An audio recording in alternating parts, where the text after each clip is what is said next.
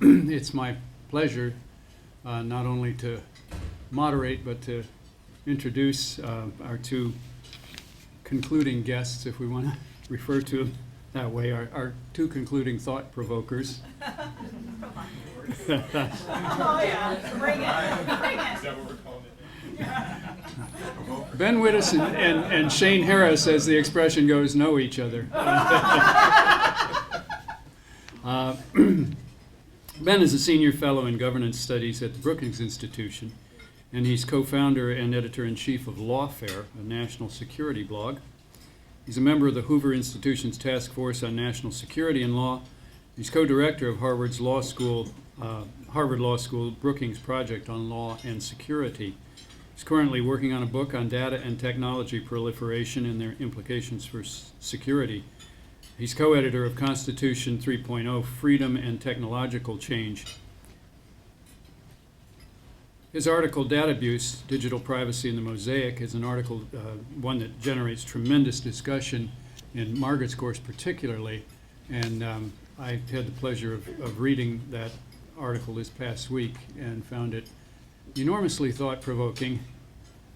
And I might, I think Ben's going to focus on something else in his remarks, but I might take a moderator's privilege and prod him a little bit about that paper, if we have time. He's also the author of multiple other books, including Detention and Denial, The Case for Candor After Guantanamo, editor of Campaign, he's editor of Campaign 2012, 12 Independent Ideas for Improving American Public Policy, Law and the Long War, The Future of Justice in the Age of Terror, and editor of Legislating the War on Terror, An Agenda for Reform. He's also been an essential voice, as some of you already know, in the Snowden controversy, testifying before the Senate Select Committee on Intelligence shortly after the Snowden disclosures. Shane Harris is a senior correspondent at the Daily Beast and author of the recently published book, At War, The Rise of the Military Internet Complex. This critically necessary book explores the national security policy and surveillance implications of modern cyber warfare threats. His book received favorable reviews, highly favorable reviews, I might add, in the Washington Post and the LA Times, as well as elsewhere. His first book, The Watchers, chronicling the rise of a national surveillance state, also received rave reviews and was selected the New York Public Library's Helen Bernstein Book Award winner for excellence in journalism and was named one of the best books of 2010 by The Economist. His article, The Social Laboratory, published in Foreign Policy in July 2014, addresses, for those of us who have been wondering, you know, what would the laboratory be if we took cybersecurity and ran with it? Well, there is a laboratory, apparently, and it's called Singapore. And the thing that I found especially fascinating about the article was that Singaporeans took an idea from us and ran with it. So I recommend that article to you as well. Our format tonight will be to have Ben go first, make some remarks. Give me a second. He's going second. Yeah, I demanded it. Oh, okay.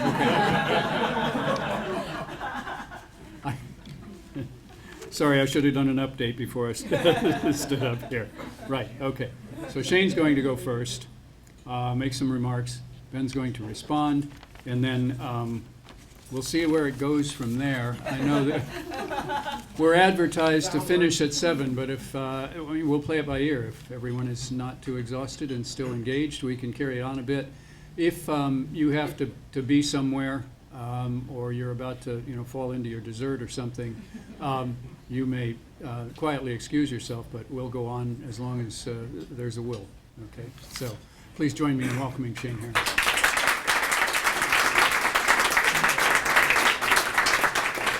This is why I want to go first in case any of you are sneaking out, because Ben's not going to have anything remotely interesting or provocative to say. Ben and I have known each other a long time, and we agree on most things. We even have a podcast together every week, but I'm not going to let that stop me tonight. So as I give some remarks before my friend and noted NSA apologist, Ben Wittes, comes in.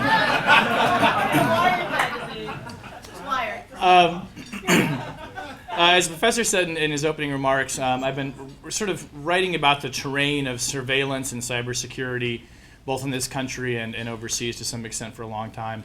In 2010, I had this book, The Watchers, which the subtitle of it is The Rise of America's Surveillance State, which sounds like a very prescient kind of thing to be articulating in 2010. But at the time that the book came out, it was very strange. We thought this was sort of a story that people would have heard by now, and it was sort of a history of how we got to this point where we're living in an age of ubiquitous digital surveillance, mostly online. And then 3 years later, this guy Edward Snowden comes along and starts revealing all of these documents. And as Margaret and I were talking earlier tonight, I felt for a long time like a reporter on this beat that I was sort of, feeling at the elephant in the dark. It's like, okay, well, here's the tusk and here's the tail. Based on conversations with sources and some things that would eventually get into the public record, but not too much, sort of trying to paint a picture of what this sort of growing surveillance apparatus looked like. And when Snowden came along, it wasn't so much of a revelation to me as it was more illuminating. It was like the lights in the room kind of got thrown on. And so a lot of us who had been reporting on these issues suddenly could sort of put program names to activities that we knew about and could put dates to things more definitively and had documents that backed it up a lot, which is not by any means to underestimate the gravity of those leaks and what they did for our understanding, but also to say that there was sort of, I think, a bit of a growing awareness of this reality and what I'll talk about in my remarks, I think, the threat that it does pose to civil liberties and privacy before Snowden came along. So they wanted us to sort of do a point-counterpoint here tonight and also kind of reflect on what we heard during the day. So there were a couple big themes that resonated with me based on the work that I've done over the years that I guess I would boil down largely to the questions of transparency and oversight of this vast system and the questions of privacy, sort of, the bold-faced word there. So let me kind of break those into two categories and start by talking about transparency issues. I missed the first two panels last night, but I came in to hear Mike Hayden give his remarks, and he actually is one of the watchers in The Watchers, so check him out there. I'm not sure how he feels about that, so it's probably a good thing he's not here tonight. Hayden said last night that on the question of Section 215 and the so-called metadata program that Edward Snowden revealed, which I should also note pieces of that were even revealed by USA Today, your former publication, and elsewhere, National Journal where I used to work, but who's counting, that the government could have been more transparent about what it was doing and why it needed all of this information. I think the phrase that he used was that the government in hindsight could have shown a little more leg about what the NSA was up to. Well, that's a very easy thing to say in hindsight, particularly when you are no longer a senior official in the United States intelligence community. But I sincerely doubt that in the future, when the next NSA director or the next DNI has the option to reveal unprompted by a leak some significant level of detail about a domestic intelligence gathering program, that he or she will actually do it. I think the chances of that are basically zero. There's no precedent that I can think of for the intelligence community proactively disclosing significant amounts like this of information about classified operations. In fact, the flood of legal documents and FISA court material that's come out in the wave of the Snowden leaks was, of course, prompted by the Snowden leaks. And it's my understanding that there is disagreement even within the intelligence community and the Obama administration about whether putting all of this formerly top secret classified material out for public inspection was actually the right thing to do, or whether potentially they even went too far and showed maybe a little too much leg. So one of my favorite stories about how the government seems to regard transparency these days actually comes from President Obama, who of course campaigned on a pledge of government transparency, particularly in national security areas where he was formerly against the widespread use of surveillance authorities to collect information on Americans before he voted for it, when it became clear he was going to be president. He first publicly reacted to the controversy over the NSA's surveillance in the wake of the Snowden leaks in a meaningful way in a press conference that he gave in August during the summer months when everyone was on vacation. This is about 2 months after the leaks had actually started. And the way that he tried to describe sort of his fundamental approach to has this system gone too far and has it gone out of hand was he related a story which was entirely impossible to believe about how if he told his wife, he said this in a press conference, if I told Michelle after dinner, don't worry, I've washed the dishes, we can go upstairs, everything is taken care of, she probably wouldn't believe me that I'd actually wash the dishes. Never mind that he doesn't wash dishes. That's why she probably wouldn't believe him. But he said, I had to take her back in the kitchen and I had to show her that I wash the dishes. Well, through this sort of, bizarre, attenuated metaphor, what he was trying to say to the American public was, don't worry, I'm in the kitchen with NSA and they're keeping the dishes clean. And you can trust me about this. And I wrote this at the time for foreign policy when I was working there, that Obama's big fix to the NSA controversy was to make you more comfortable with widespread pervasive surveillance. Don't worry, I'm in the kitchen, I'm watching. So if we're looking to the executive branch to shine a light on itself in this regard, I'd say forget about it. So what about congressional oversight? Here too, I think, and this came up a lot today in one of our panels, I think the deck is totally stacked here against transparency of these kinds of operations. Bart Forsyth, where are you, Bart? You're over there. I'm going to pick on you. No. Aren't you glad you came? You could have left. Yeah. So Bart said something that there was nothing about, and correct me if I'm mischaracterizing you, nothing about the 215 program essentially that he has seen with his top secret clearance that isn't basically already in the public domain or in the press. And I found this astonishing, and I asked you about this in the Q&A because you are one of the people who is helping to write the law to amend these programs and to bring them more on what we think would be a reasonable footing. Now, I've written a fair amount about the history of congressional oversight, and I'm really, don't brace yourselves for this. There's actually some exciting stories to tell. And I think I could charitably describe it as pretty anemic, with no offense. This is before you were born, so don't worry. So in 1973, which I guess you would sort of round about the time of the dawn of the modern intelligence oversight process after the wake of the Church Pike Committee hearings, when we actually set up the intelligence committees in the Congress to guard against the abuses of the 1960s when we were spying on Martin Luther King and peace activists and the litany of things that I don't think I have to go into now because you know them. Senator John Stennis, who was the chairman of the Armed Services Committee, heard that the CIA director at the time, James Schlesinger, wanted to brief him on an upcoming operation, and Senator Stennis replied, quote, "Just go ahead and do it, but I don't want to know." That kind of set the tone in some of the early days for what oversight was like of these secret operations. And I think that many in the CIA actually took the senator's advice to heart. Another telling anecdote I like, in 1984, then CIA Director Bill Casey, this is obviously in the Reagan administration, brought to the Congress's attention the fact that the CIA was mining harbors in Nicaragua, but he did so in a massive, many hundreds page report to Congress in which that essential piece of information was effectively buried in the back of the document. Now, still lawmakers raised no objections about this until 6 weeks later when this news appeared in the press. And angry senators hauled Bill Casey back before their committee and interrogated him over what the CIA was up to in Latin America. They questioned whether the CIA's mining of the harbors was actually an act of war under international law. So not to be outdone in the outrage department here that went back and forth between Congress and the CIA, but a man named Jake Garn, a Republican from Utah and a very staunch defender of the agency, was so incensed that his colleagues would essentially wash their hands of a mission in which he thought they clearly had implicitly condoned, because after all, no one said anything. Whether they bothered to read the 800-page report, I'm not sure, that he leapt to Bill Casey's defense and declared on the floor of the House in one of my favorite quotes from an American legislature, quote, "You're all assholes."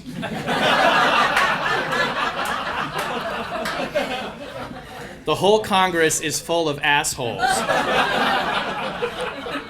All 535 members are assholes. End quote.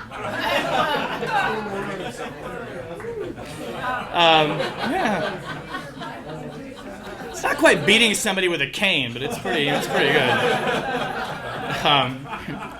So now, not to put Mr. Forsyth's boss, Mr. Sensenbrenner, in this camp, but I think there's a fairly good historical case that we should not necessarily be dependent on Congress for oversight. But I think there's an even better case and a more, an urgent one to make, that Congress has an opportunity to raise an absolute stink about the lack of oversight that it's getting and the level of obfuscation by the executive branch historically, and not just in the context of things like the 215 program, which we talked a lot about today, and what was Congress's real knowledge of what it was that they were actually voting on. And to be fair, I want to say I know from talking to former administration officials who were there at the time that they feel that they gave Congress extraordinary access to information about this program and made information available to them that they would never make available to ordinary members of Congress outside the intelligence committees, and that many members didn't avail themselves of this opportunity. But pretty pessimistic, in my opinion, I am on either the legislative or the executive branch to do a whole lot about transparency of surveillance and the programs and operations, and specifically we've been talking about today. And I frankly think that leaves people in my job and profession to do a lot of that work. And I thought it was quite notable that the person that Mr. Forsyth credited with giving him the information he needed to oversee our government's surveillance apparatus was Edward Snowden. So I'll leave discussion about the Fourth Estate till the Q&A. Ben is a defrocked journalist, many of you may not know. So you should take that into account.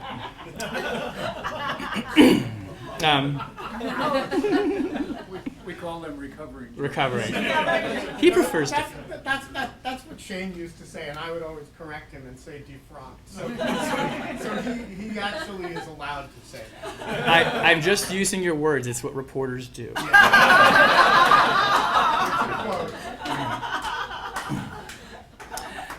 So let me talk a little bit about this other kind of big terrain that we were traversing today of privacy. A few thoughts on that. I think the question of whether you have, let me back up. I think our vocabulary actually around privacy, and I'm going to credit Ben with sort of shaping a lot of my thinking actually on this over the years, is fundamentally just outdated and outmoded. I thought that before I came to the conference today, and honestly, like a lot of the time that we've spent together has actually reinforced my belief in this. So here's a few thoughts on that. Now, the question came up of whether, for instance, you have a reasonable expectation of privacy from, let's say, a drone when walking down the street. And that seems to me to be fundamentally maybe the wrong question here. Because there hasn't really been a time when persistent surveillance, and we got at this, but when persistent surveillance was a reality, and I'm talking about cheap, easy, ubiquitous surveillance of everything that you're doing, whether it's out in public or frankly whether it's online. There hasn't been a time when it's been technologically and legally trivial to put together a mosaic of someone's life based on an array of data points held in different places. I wrote a lot about this in my first book and to some extent in the second, about the potential danger for a system like this, particularly when it's controlled by government. And I want to note here that I'm saying potential danger. I don't argue in the book that we have replicated the Stasi, but I think it's also vitally important that we recognize we've built a system that even the Stasi probably could not have imagined or have created. It doesn't mean we're using it, but I think that the capability is immense and it's real.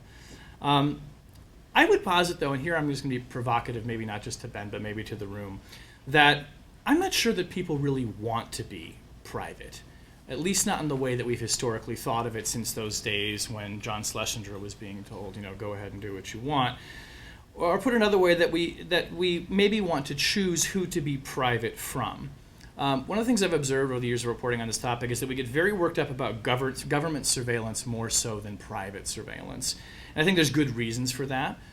The history of abuses, of course, in the intelligence community, and the fact that the government has the guns and they can lock you up. And it seems to me that's a pretty reasonable thing to be worried about.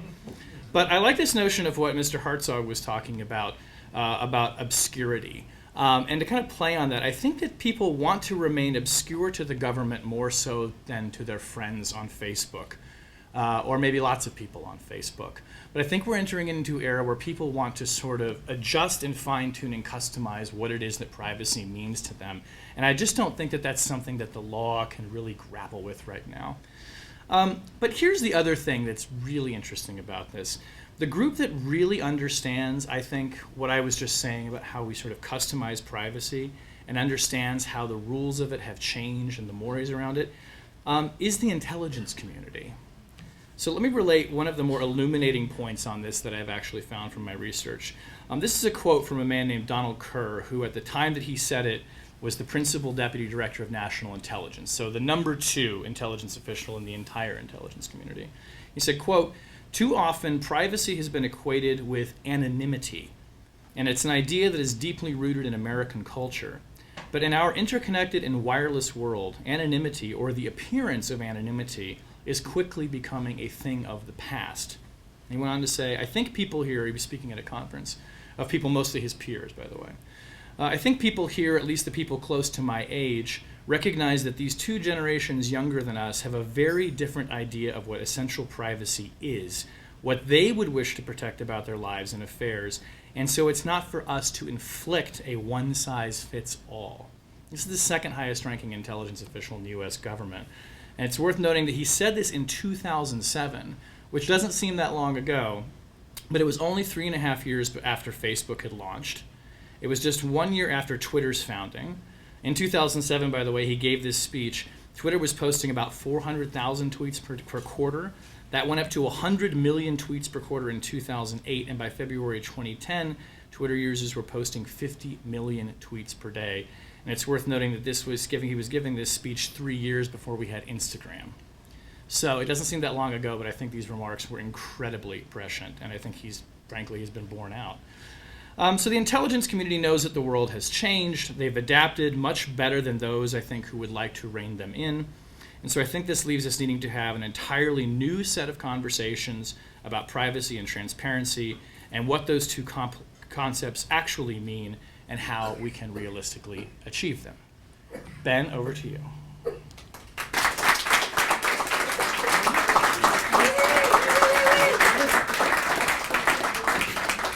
So now you're going to find out why I'm really speaking second. I noticed, Shane and I noticed that Margaret had called this event Point Counterpoint, which some of you may be old enough to remember was the name of a Saturday Night Live sketch many years ago. So let me just start by saying, Shane, you ignorant slut.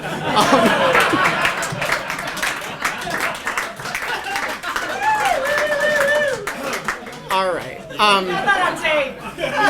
I certainly hope so.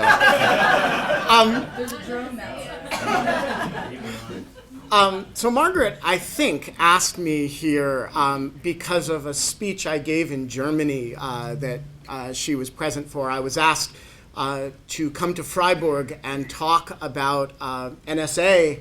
The NSA mysteriously didn't want to send somebody to Freiburg to talk about their surveillance policies. The Germans found that surprising, actually. I was a little less surprised. So they invited me instead. My older child right now is going through a process of a legal name change. And so I was in Superior Court in Washington with him to initiate this name change, and I was thinking to myself, maybe I should change my name to noted NSA apologist Benjamin Wittes. The paperwork was right there. I almost picked it up. I started my remarks in Freiburg, and this Margaret still talks about it, and I'm going to disappoint her by not sort of going through the whole thing. But I started my remarks by saying to this group of very earnest German academics, and there's nobody as earnest like an earnest German academic. I said to them, talk about Kant. You can end up talking about Kant very quickly and almost by accident. And I started by saying to them, I've never traveled so far to such a beautiful place to offend so many nice-looking people. There's that scene in Annie Hall where Woody Allen sees himself at Annie Hall's dinner table at home in Iowa or wherever she's from, the way he thinks her family sees him, and all of a sudden he has side locks and he's dressed like a Hasidic Jew. And I had this moment where I see myself the way they see me, and I have a giant cowboy hat and big boots. And so I just kind of ran with it, and I said, so look, but I'm here to tell you, grow up. And so I was going to tell this whole story, except that General Hayden apparently had the exact same experience in Germany and told the story last night. The story's basically the same, so I'm going to disappoint Margaret and stop there. I'm going to talk about something else instead. I was listening to all the panels today, and I have a few thoughts about law, privacy, national security, and culture in roughly that order. And I'm going to try to be very brief about it. So here's what I'm going to say. Number one, in thinking about what is going to condition our privacy, I want to suggest that there are a few things that are really overrated. And they are roughly everything we talked about today. That is to say, national security, the Fourth Amendment, and law. And there's one huge thing that is grossly underrated, and that's culture. And so I want to sketch that out a little bit, and then I'm going to shut up and open things up. So first, really big overrated thing. National security. Yes, there were the Snowden revelations. Some of us really basked in them. They always said about about the Bush presidency, it was bad for the country but good for the nation. Well, the Snowden revelations may be bad for the country. They were really good for me, Yes, exactly. It's how I acquired my new name. That said, I think the idea that our privacy as individuals, for most, I would venture to say all people in this room, is meaningfully conditioned by national security relative to the other variables that condition your privacy is laughable. Okay? So I know a lot of people who've had privacy problems over the years. I know very few who have privacy problems as a result of national security. Now, some of that is, of course, a reflection of the people that I know. But some of it is also a reflection of the fact that in the world of things that meaningfully affect your privacy, national security actually rates very low on that list. What rates really high on that list? The companies you deal with. How much your friends are assholes. That's the big one, by the way. I mean, if your friends are jerks, you have big privacy problems. If your friends are good people, you're going to have less privacy problems. We never talk about that as sort of the major threat to privacy, but it really is. Other people suck. Other things that really meaningfully condition your privacy. Mistakes. You lost your wallet. It had a password in it. That's a real privacy problem. So there's one of my merchants is corrupt, and twice in the last 2 weeks has stolen my credit card number, manufactured a credit card, and gone on a shopping spree. My credit card company, this is a real privacy problem, actually. It has nothing to do with national security. It has everything to do with money, right? So if you make a list of the things that actually threaten your privacy, it is a relatively small number of people that national security is really on that list. Now, I want to add one thing to that. Most of those people don't even know it. So like all of our, we know that all of our metadata is in a metadata database. And that's this kind of hypothetical, theoretical privacy violation. Query how much it really affects your life. Okay, so national security is overrated. Second thing that's overrated, whatever the solution's going to be, sorry, Crystal Bogan, it's not going to be the Fourth Amendment.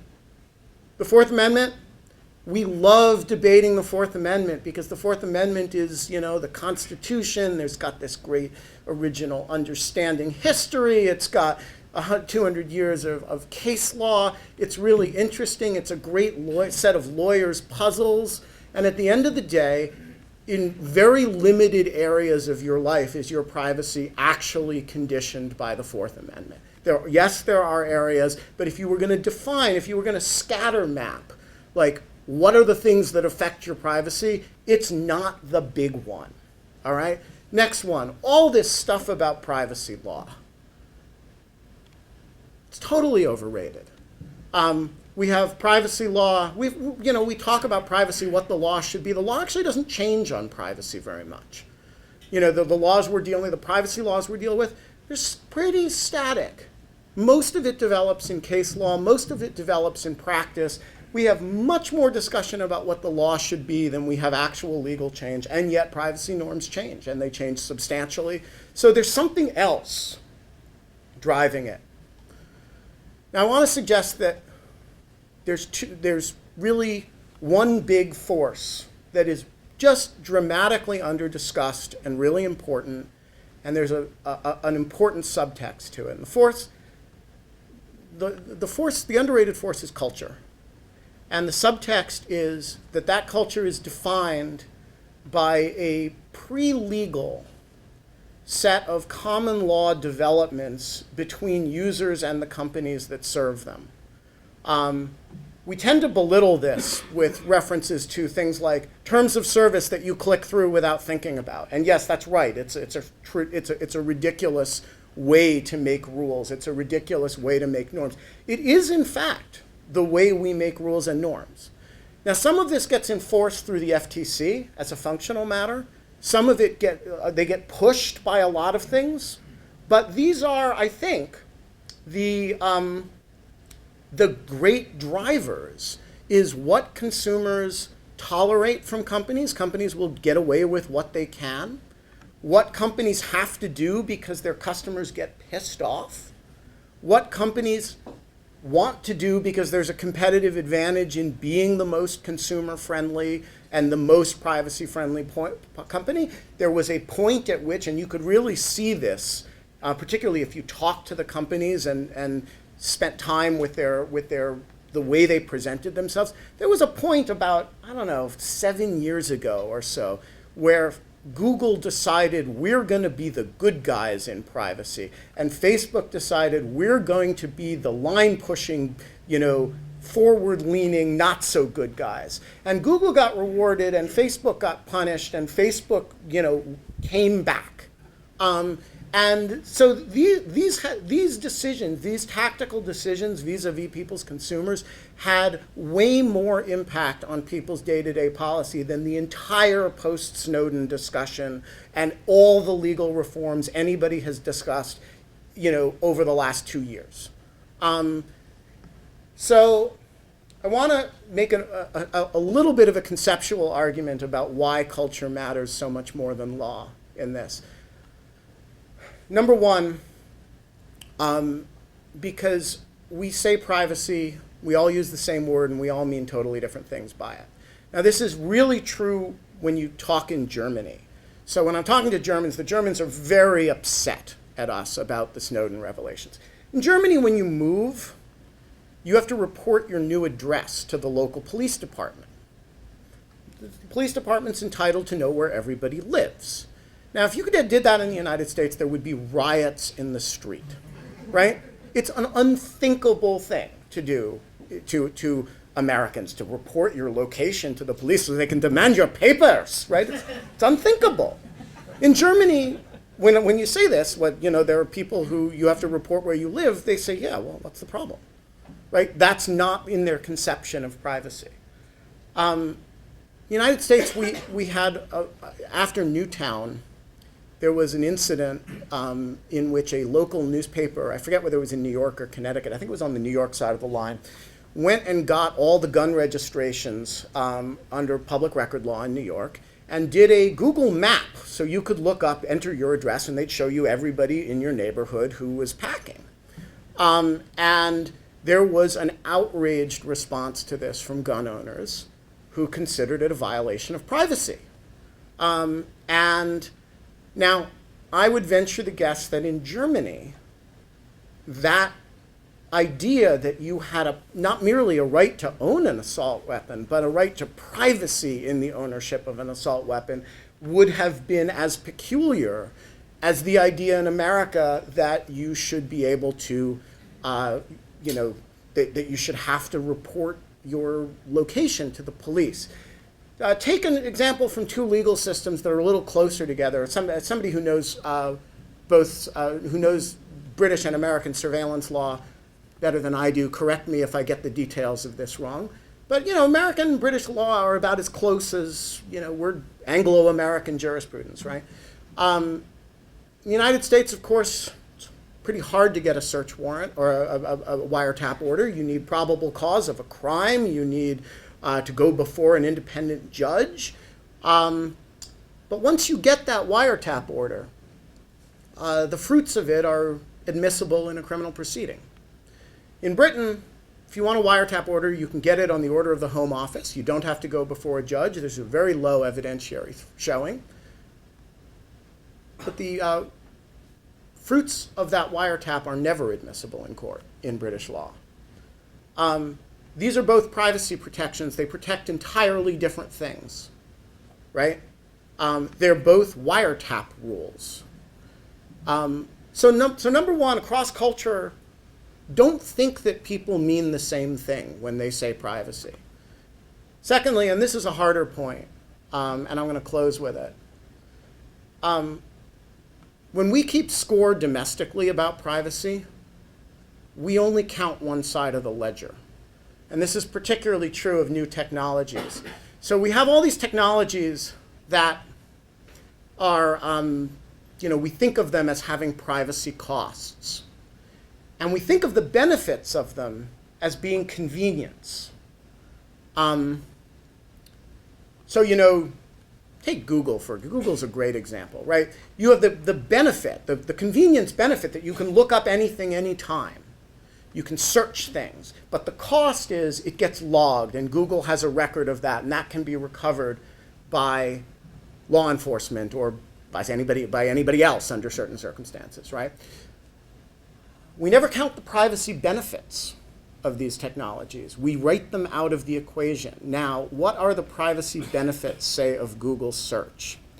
So the other day, I decided to figure out how I could test that. And I figured that Google auto-suggests searches. If you start typing things, it'll try to finish it for you. So I typed, "I am afraid that." Now, it suggested I might be afraid I was pregnant. I might be afraid that I was gay. I might be afraid that my girlfriend is gay or that my boyfriend is gay. It suggested to me a whole bunch of things, highly sensitive things about my life, that suggest to me that a huge number of people are getting enormous privacy benefit from being able, in the privacy of their own homes, to find out intimate information about themselves that they care about. I did a whole lot of these searches. I'm going to publish some of the results of them relatively soon. Let me give you another example. This one's somewhat comical, but I think it's illustrative. When privacy advocates talk about terrible privacy technologies, one of the technologies that people often come up with is the Amazon Kindle. And the Amazon Kindle, from a privacy point of view, is a really ugly thing, right? Because it used to be you buy a book, and maybe you pay cash for it, and nobody has the book. Nobody knows you have the book. But now you have a Kindle, you order it. Not only is there a record that you have the book, but Amazon knows what page of the book you're on, right? And so this is really, and all of this is recoverable data. Guess what? Sales of 50 Shades of Grey are much higher on Amazon Kindle than they are in person. And the reason is that the privacy that people care about, turns out we don't mind that much if Amazon knows what page of 50 Shades of Grey we're on, but we really care if the person next to us on the metro knows we're reading the book. And so even within the context of a culture that thinks it knows what privacy is, the privacy gains and losses that individuals are experiencing from technologies that actually have very complicated cultural interactions with privacy are complicated, and they're nuanced, and they're highly individualized. And so what I'm going to suggest, and I'm going to stop right here, that it is the aggregated preferences of very large numbers of individuals in interactions with companies over time that is the principal determinant of our privacy. And we really ought to be looking more than we are and at broad-scale behavioral patterns if we want to learn both as a normative matter, as a functional matter where we're going, as a descriptive matter, but also I think as a normative matter. I'll just stop with the 50 Shades of Grey example. If large numbers of people actually feel that the privacy of their immediate environment is more important than the privacy of some server collecting data somewhere far away, that's something that privacy activists don't care very much about, and I'm saying maybe they should.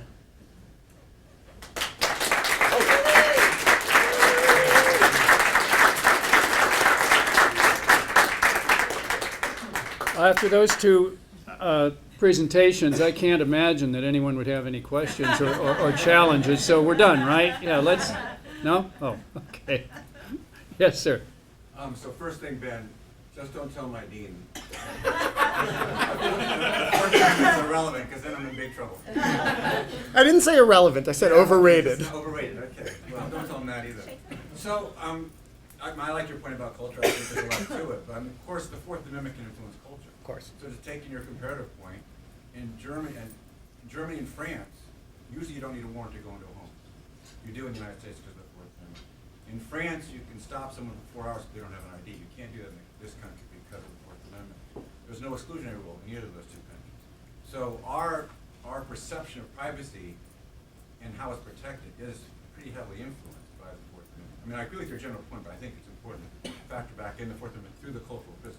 Right. So let me be clear. I agree with that completely. One of the very important determinants and influences of culture is law, and vice versa.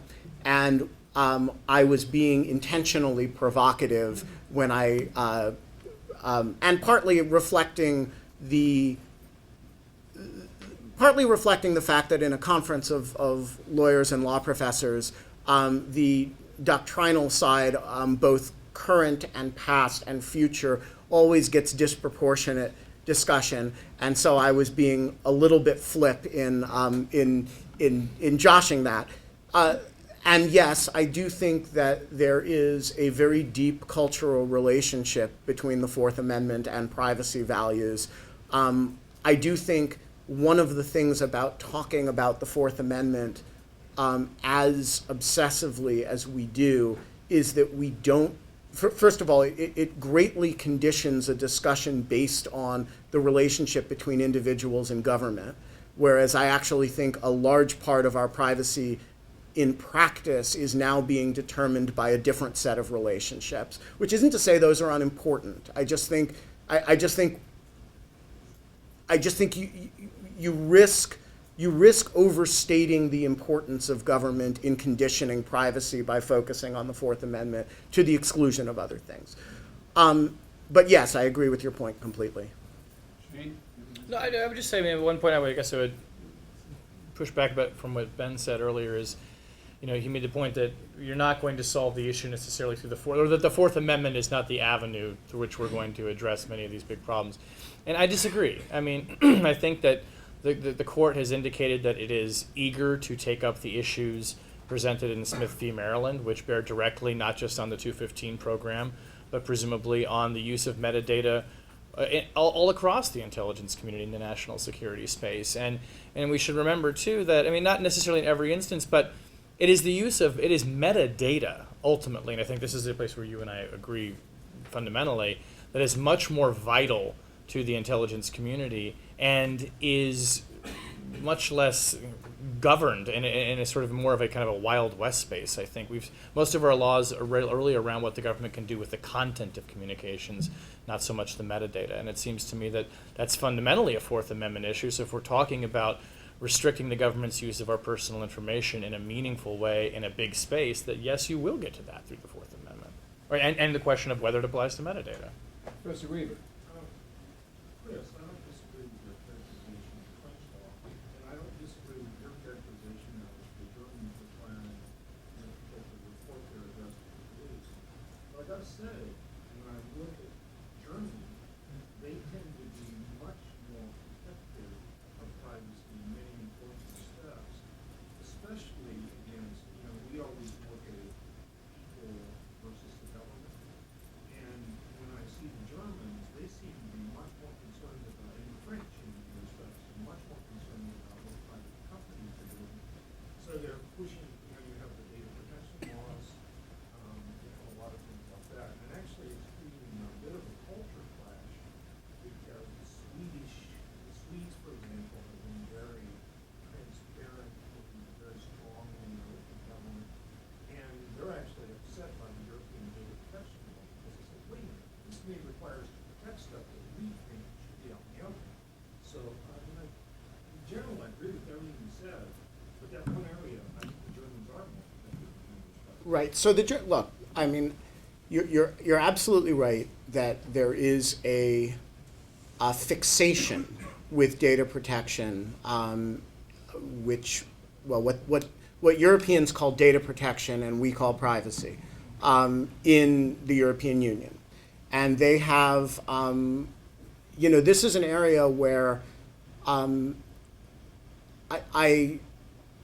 I think there is just a dramatic culture clash, and I respect where the Germans are coming from. If I had lived in a country that had the recent experience of both the Gestapo and the Stasi, I might have a very different attitude toward intelligence agencies than I do having grown up in a country where A, we had abuses, and B, we got them under control, right? We have a very different experience of the value and risk of intelligence agencies, domestic intelligence agencies, than the Germans do. Moreover, let's be honest, the Germans have paid a huge price for their attitudes toward this stuff. Silicon Valley is not in anywhere near Frankfurt. And there is a giant industry, whole industry sector of the economy that has left Europe behind. And so they have lived their values on this. And they pay many percentage points in GDP every year for it. That said, in some ways the difference is greater apparently than in reality, because what the European Union has is very strong rules and very weak enforcement. And what the United States has is relatively weak rules and very strong enforcement. And so if you look at functionally what you can get away with in the European Union and what you can get away with in the United States, it's not that different. Google and Facebook look more or less the same in Europe, except there's some right to be forgotten. But it's basically the same set of services. So I think you're right, there is a deep culture clash, and it reflects a different view of what privacy is and what it demands of us. I also think the quality of that clash is sometimes a little bit less than it seems to be.